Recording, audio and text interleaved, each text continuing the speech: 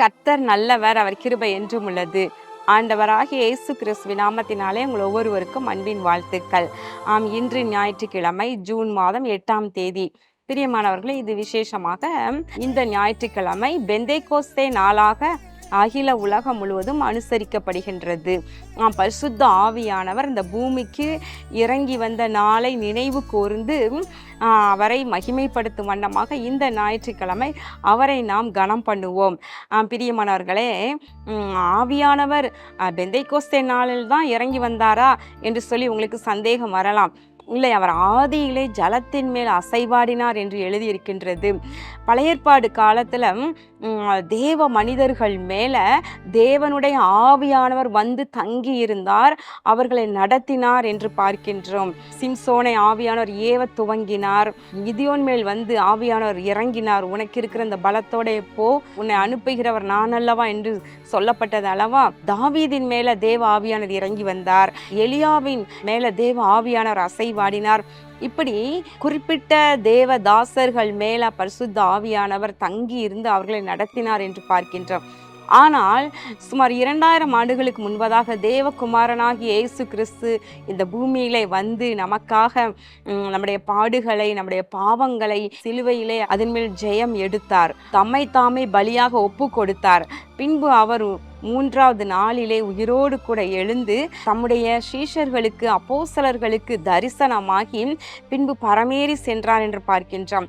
அவர் செல்லும் பொழுது விதமாக சொன்னார், நான் சென்று தேவனுடைய ஆவி, தேற்றரவாளனாகிய சத்திய ஆவியாகிய பரிசுத்த ஆவியை உங்களுக்காக நான் அனுப்புவேன். பரிசுத்தாவியானவர் உங்களுக்கு அருளி செய்யப்படும் வரைக்கும் நீங்கள் ஒருவரும் எருசலேமை விட்டு வெளியே போக வேண்டாம் என்று சொல்லி இருந்தார். அதன்படியாக 120 பேர் அவர்கள் ஒருமனப்பட்டு அவங்க கூடியிருந்தாங்க. அப்பொழுது தேற்றரவாளனாகிய பரிசுத்த ஆவியானவர் அவர் பலமாய் இறங்கி வந்தார் என்பதை குறித்து அப்போஸ்தலர் 2ஆம் அதிகாரத்திலே நாம் பார்க்கின்றோம். அவர் அக்கினிமயமான நாவுகளோடு அவர் இறங்கி வந்து அவர்களை நிரப்பினார் என்று பார்க்கின்றோம். அப்பொழுது அவர்கள் பற்பல பாஷைகளை பேசி தேவனை துதிக்க ஆரம்பித்தார்கள். பிரியமானவர்களே, யோவேல் தீர்க்கதரிசி சொன்னார், கடைசி நாட்களில் மாம்சமான யாவர் மேலும் என் ஆவியை ஊற்றுவேன் என்று சொல்லி அதுதான் இந்த நாட்களில் நடந்து கொண்டிருக்கின்றது. பரிசுத்த ஆவியானவர் கேட்கிற யாவருக்கும் அருளி செய்யப்படுகின்றார். இன்றைக்கு கூட நீங்கள் தாகத்தோடு கேளுங்கள், தாகத்தோடு ஜெபம் பண்ணுங்கள், பரிசுத்த ஆவியானவரை பெற்றுக்கொள்ள வாஞ்சியுங்கள். அவரால் நீங்கள் நிரப்பப்பட்டு அவருடைய ஆளுகைக்குள்ளாக உங்களை ஒப்பு கொடுத்து நடக்கிற அனுபவம் உங்களுக்கு வரட்டும். அப்பொழுது அருமையாய் அவர் நடத்துவார். சங்கீதக்காரன் சொல்லுகின்றார், உடைய நல்ல ஆவி என்னை செமையான வழியிலே நடத்துவாராக என்று சொல்லுகின்றார். பிரியமானவர்களே, இன்றைக்கு உரிய மன்னா என்ன என்று நம்ம பார்க்கலாம். யோவான் எழுதின சுவிசேஷம் 16ஆவது அதிகாரம் 13ஆவது வசனத்தில், சத்திய ஆவியாகி அவர் வரும் பொழுது சகல சத்தியத்திற்குள்ளும் உங்களை நடத்துவார். அவர் தம்முடைய சுயமாய் பேசாமல் தாம் கேள்விப்பட்டவைகள் யாவையும் சொல்லி வரப்போகிற காரியங்களை உங்களுக்கு அறிவிப்பார். இயேசு மகாராஜா சொல்லுகின்றார், சத்திய ஆவியானவர் வரும் பொழுது என்ன நடக்குதுன்னா, அவர் உங்களை சகல சத்தியத்திற்குள்ளும் நடத்துவார் என்று சொல்லுகின்றார். பிரியமானவர்களே, ஒருவேளை கர்த்தராகிய இயேசு அந்த நாட்களிலே உவமைகளாக பல காரியங்களை பேசினார். ஜனங்களோடு உவமைகளாலே அன்றி வேற ஒன்றினாலும் அவர் பேசவில்லை என்று நம்ம பார்க்கின்றோம். புரிந்து கொள்ளும் வகையிலும் ஒவ்வொரு சத்தியத்தையும் உவமைகளாய் சொல்லிக் கொடுத்தார் என்று பார்க்கின்றோம். ஆனால் அவர் சென்ற பின்பு பரிசுத்த ஆவியானவர் என்ன செய்வாராம்? இயேசு சொல்லி சென்றவைகளெல்லாம் நமக்கு ஞாபகப்படுத்துவாராம். அதனோடு கூட சகல சத்தியத்திற்குள்ளும் நம்மை நடத்துவார் என்று எழுதியிருக்கின்றது. அப்போ பரிசுத்த ஆவியானவர் காலமாக இருப்பதினாலே சத்தியமானது விளக்கி சொல்லப்படுகின்றது. நாம் தேவ ஊழியர்கள் ஆகிய தேவ தாசர்களுக்கு வசனத்தை குறித்த வெளிப்பாடுகளை ஆவியானவர் கற்றுக் கொடுத்து கொண்டே இருக்கிறார். எதற்காக? அதை ஜனங்களுக்கு போதிக்கும்படியாக. அப்ப ஜனங்கள் எல்லாம், தேவ பிள்ளைகள் எல்லாம் சத்தியத்தை அறிந்து கொள்ள சத்திய ஆவியானவர் சகல சத்தியத்திற்குள்ளும் உங்களை நடத்துவார் என்று எழுதியிருக்கிறது போல, நீங்கள் புரியாத சத்தியங்களை எல்லாம் தேவ ஊழியர்களுக்கு முதலில் கற்றுக் கொடுக்கிறார். பின்பு அதை உங்களுக்கு பேச வைக்கிறார். இப்பொழுது கர்த்தருடைய வார்த்தையை எல்லாரும் அறிந்து கொள்ளும்படியாக இருக்கின்றது. சத்தியத்தை அறிந்து விடுதலைக்கு ஏதுவாக பரிசுத்த ஆவியானவர் நடத்துகின்றார். சகல சத்தியத்திற்குள்ளும் நடத்துவார். அதனோடு கூட வரப்போகிற காரியங்களை உங்களுக்கு அறிவிப்பார். பரிசுத்த ஆவியினால நிரம்பி நடத்தப்படுகிற ஒரு அனுபவம் இருக்கும் பொழுது அப்படிப்பட்டவர்களுக்கு ஆவியானவர் என்ன செய்வாராம்? தேவ ஆவியானவர் வரப்போகிற காரியங்களை முன்னறிவிக்கின்றார் என்று பார்க்கின்றோம்.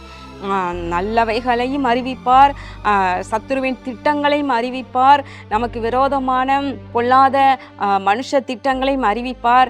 எதற்காக?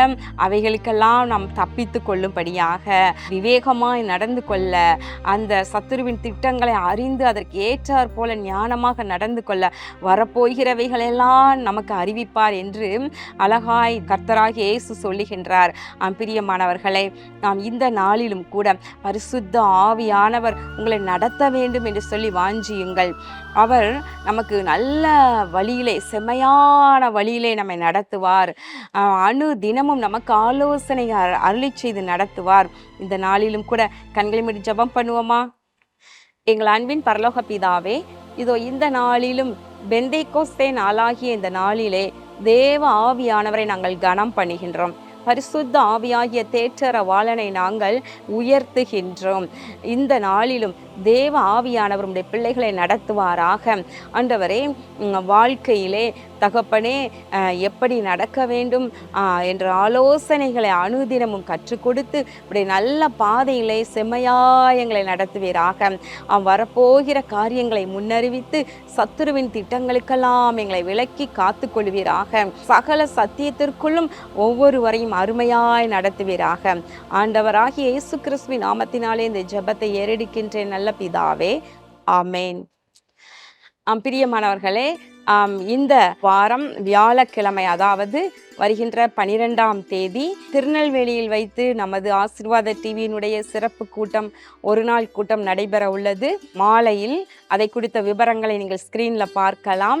இந்த கூட்டத்திற்கு திருநெல்வேலியில் இருக்கிற நம்முடைய தேவ பிள்ளைகள், ஆசீர்வாத டிவியை பார்த்து கொண்டிருக்கிற நீங்கள் கட்டாயம் கலந்து கொள்ளுங்கள். உங்களுக்கு அறிமுகமானவர்களுக்கு சொல்லுங்க, அவங்களையும் அழைத்து கொண்டு வாருங்கள்.